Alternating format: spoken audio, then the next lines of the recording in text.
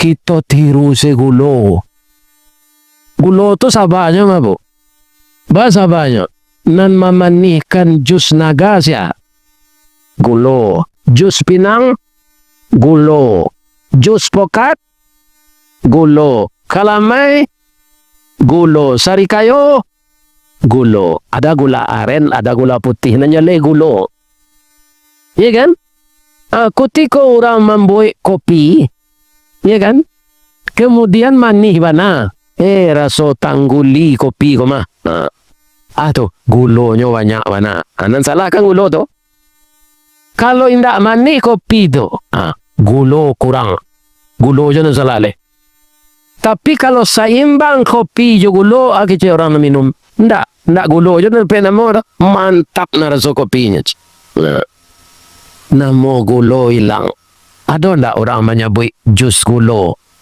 Ndak ada jus tomat. Jus naga, jus pokat, padahal nama manihan gulo. Laya do gulo ko baganyi mamango.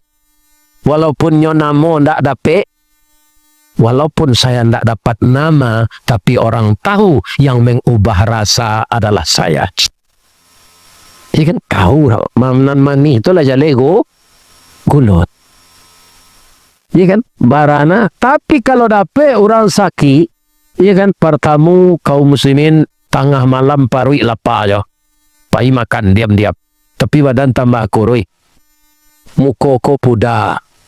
Kemudian bertambah parah. Yo busuk kaki. Bakare nyatanya ada orang. Sakit atau tak ada orang nyebut sakit kopi deh. Sakit agak. Sakit gulo. Kalau lawa potong kaki, nan salah gulo. Ada sakit gulo. Sakit gulo. Tak ada sakit kopi. Iya kan? Itu nasib gulo tu. Pinyo tetap sabar. Lah.